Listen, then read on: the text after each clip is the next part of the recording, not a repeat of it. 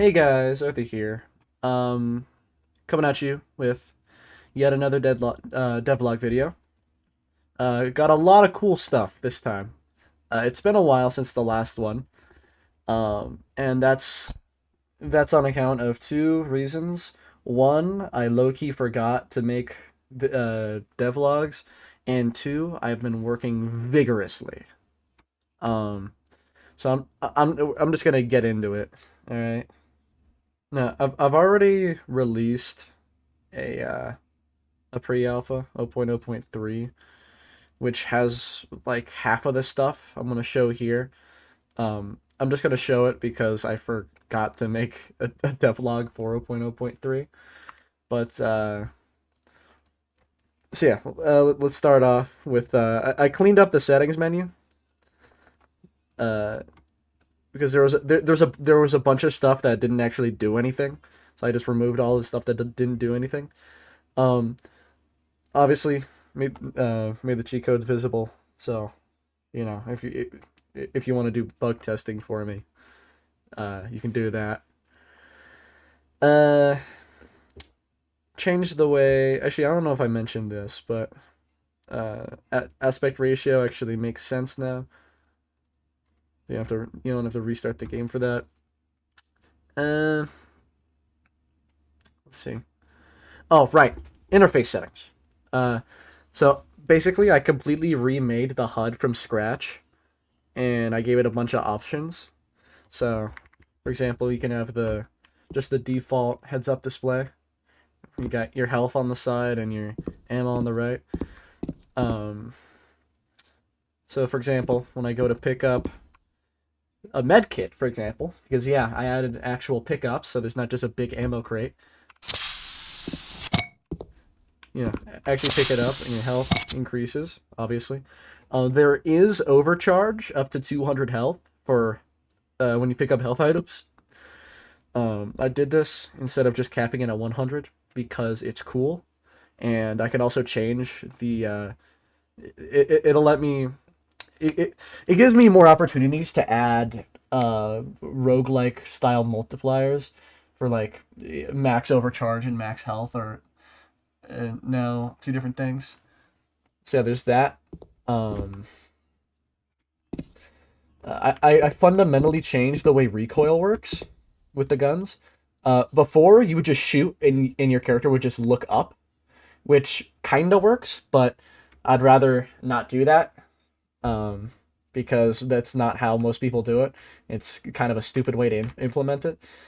So what I did instead is your camera still looks up, but it's now an actual offset applied to the camera rotation. So you're not actually looking up, right? It's just like a little rotation offset. So yeah, added that. Obviously, it's variable with different fire modes, and one nice thing about that is that with the guns, I added some other modifiers per gun for spread multipliers. So like how much the actual spread numbers are applied to the horizontal and vertical rotation of the hit scan. So now I can give guns like the full auto a semi-consistent spread pattern. Obviously, it's still very random, but generally the same shape, right? It just scales a lot better, especially if I put both the firing and the caliber way up, so it's just a shit ton of recoil.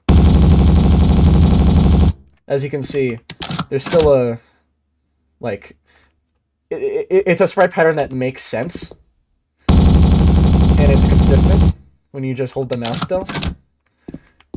Which also means that, let's go over to a different wall, that you can actually kind of control the recoil by looking down, but obviously you kind of look down on the floor. It's like you're aiming at Counter-Strike, right? See, I did that.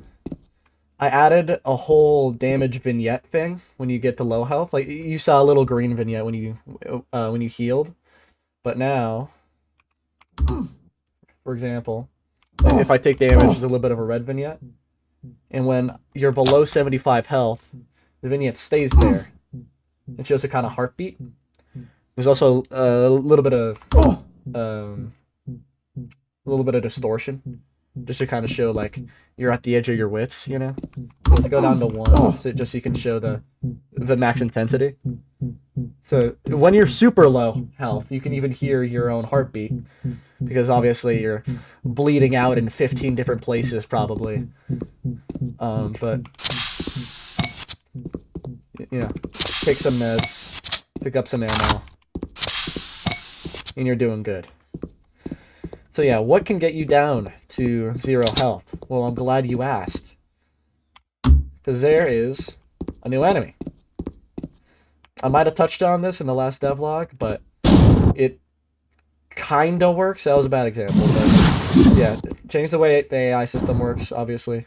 So this guy can kind of walk around walls. Like if I go behind a wall, he'll go to the last place he saw me. Yeah, very robust animations. I know. I'm a professional. Like if I were to shoot this guy, right, get him mad at me, and then I go around the corner here, around this wall. The last place he saw me was right here. So hopefully he's gonna come around the wall until he sees me again, and then he starts attacking me. Pretty cool. Pretty cool. Another thing kind of related to this is to make this guy's model, I had to figure out how to actually rig stuff in Blender. And since I actually learned how to do that, I'm remaking the arms, like the player arms in the view model. Because as you can see, they're it's kind of like a puppet right now.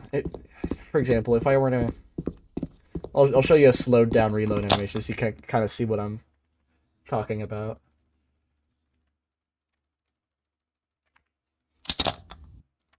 So, if I empty my mag, and look closely at the hands, specifically the left hand.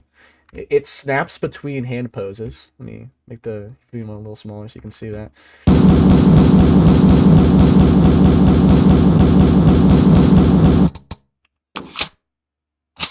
It snaps between hand poses because the hands are not actually rigged. So if I were to go into the editor right now and go to the gun, you can see that the hands just have a bunch of different like hand poses. So let me look at the burst gun, for example. The left arm, left hand. It's got a pre-made hand pose for holding the foregrip, and there's a pre-made hand pose for it being open. And it looks like shit because it's a stupid system that barely works. And it looks bad. So what I'm doing, and what the current project is for the next release, is making new arms. Check that out.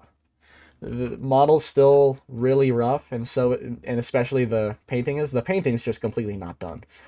I still need to add a bunch of highlights to the hand, and you know, make it look like a actual arm of a human being instead of a chimpanzee. But eventually there will be a view model update. There's a good chance I just phase out the 2D one because it was a lot of work and it didn't look very good. And I like the 3D one better anyway, so I might just stick with the 3D one and just remove the 2D option.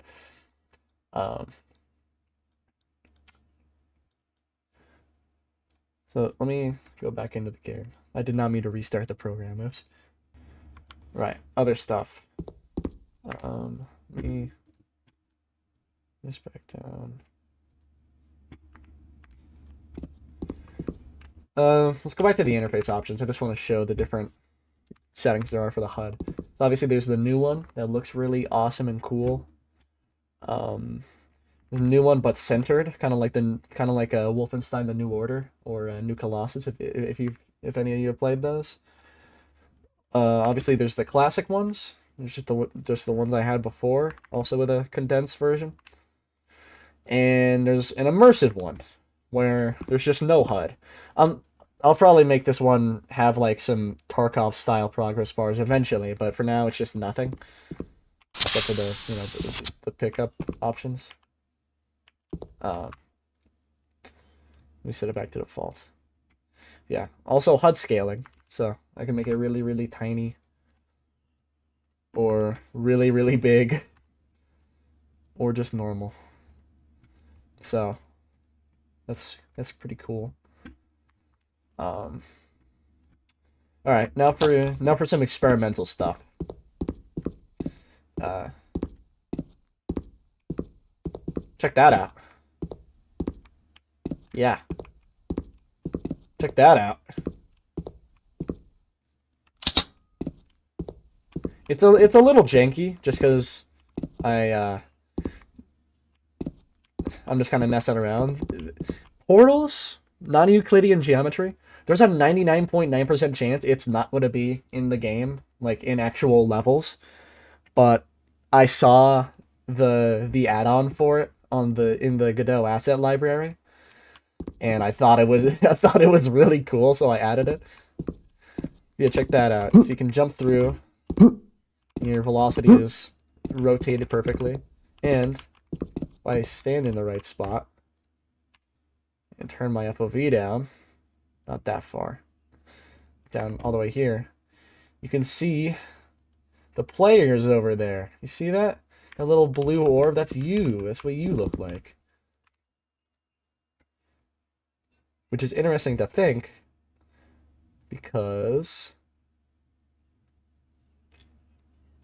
I can make a mirror with this. I could make a mirror with this, which would be very, very cool, in my opinion. The only problem is I don't know exactly how I would do that. Actually, wait, I can think of a way. Hold up. Let me make that right now.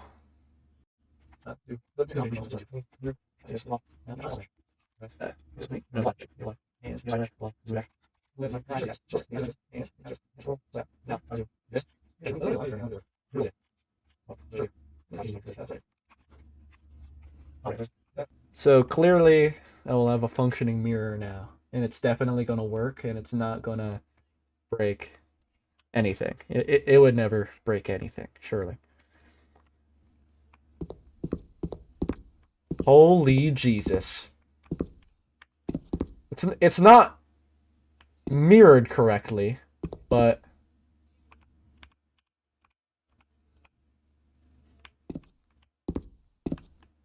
it does kind of work though.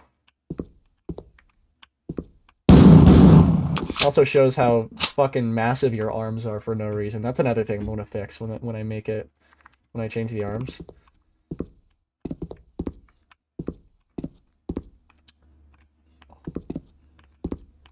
Because there's no. That's kind of cool, actually. Yes, I can do cool shit like this, and I have it intentionally rendering at a slightly lower resolution just so it doesn't fuck my performance. Well, let me add a. Let me modify this real quick. Right. Yeah. Okay. So, hold on. Can you mirror a camera? Is that a thing you can do?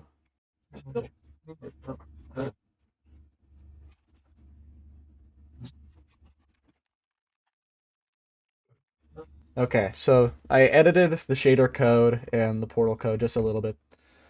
So hopefully it should allow me to mirror the actual, the mirror now. No, not yet. Give me a sec. Okay, it was just a minor typo. Now it'll definitely work.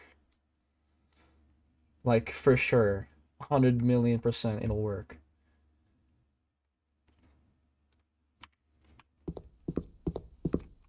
Ooh.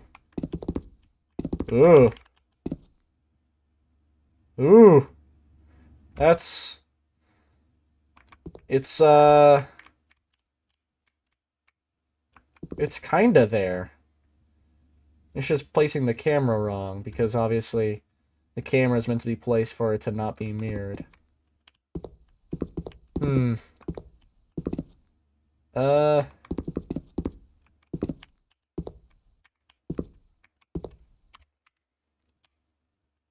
Hmm. Hmm. Hold on. I shouldn't be doing this while I'm filming a devlog video, but whatever. Hold on, give me a sec. Alright, and just like that, we now have a working mirror. Check that out.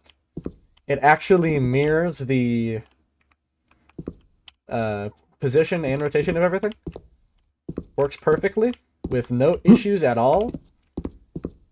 And it fades out the same way the normal portals do. Check that out. That only took about maybe 20 minutes of effort. Actually not that bad for how cool it looks. So yeah. Okay, the safe house will probably have this once I add the safe house back. I should probably actually make a player model now, huh? Since I can rig stuff. That'll that'll come later though. Yeah, that I'm surprised it was that easy to make. This portal code is really cool. Shout out to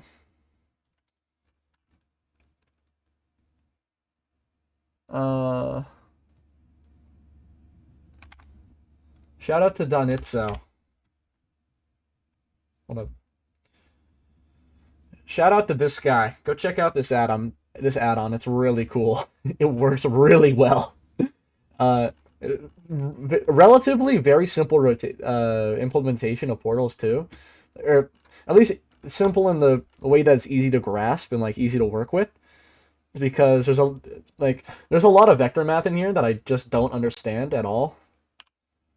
But it's okay because I don't have to understand it.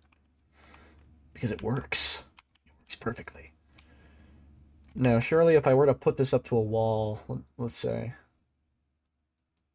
surely it would work here, right?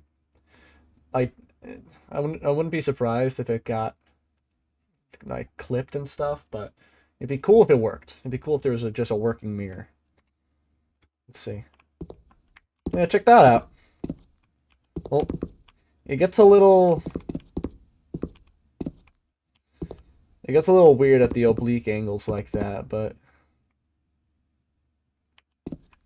I don't know. I don't know how I don't know how I would fix that.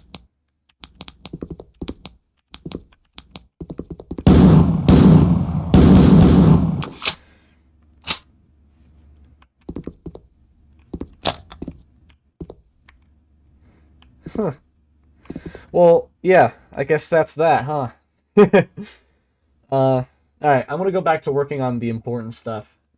See all you people in the next one. Hey guys, I'm still here. This is a few hours later, and I was just dicking around. But I managed to pull this off soon enough that I thought I should just put it into this video. So before, player air movement was kind of shitty, to be honest. The way I had it working, um, was essentially like the way you can move on the floor is exactly the same in the air. Like you can gain the same speed, but in the air, I also made it so that if you jump on the same frame that you land on the back on the ground, it'll give you a little multiple called B-op speed, right? Which lets you go a little bit faster in the air. Really janky way to add B-hopping, and it barely worked, right? So what I did to fix that was I just looked at the code that Quake uses for movement in the air, right? It's like bar for bar how air movement works in Quake. And I just put it into this game. Like I'm talking straight up line for line. Adapted the Quake air movement code, which in turn added bar for bar source engine b-hopping. So there's actual air strafing, if you notice. Like you actually, before you could just go forward and you get speed, but now you actually have to air strafe. And so yeah. So now bee hopping actually makes sense, and it feels really good. I really like it. So this is staying in. This is staying in, definitively. Um, anyways, I did use a YouTube video to help me kind of grasp it because I'm not very good with C++, which was the language Quake was written in. So, but I got studious, one might say. I watched a YouTube video which kind of explained how the function works. I'm gonna have that linked in the description. It's a really cool video. You should definitely watch it. But yeah, yeah. 0.0.4. I'll probably have it on itch.io either tonight or tomorrow morning. But yeah, you all can test this out for yourselves. Because also, while I got you here, sorry, this is like a PPS on a ladder. I added a little room to showcase the new portals, including the mirror I made. So very cool. So yeah, there's a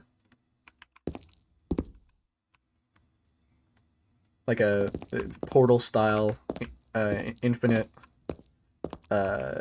ceiling floor thing. Yada yada yada. And there's a little bit of weird ghosting that has to do with like the portal shader code. I gotta look into that because it only happens for other portals that are connected to each other, which I suppose kind of makes sense. But anyways, yeah, you can all play with this once I release it because it's very cool, I will say. Anyways, for real now. See ya.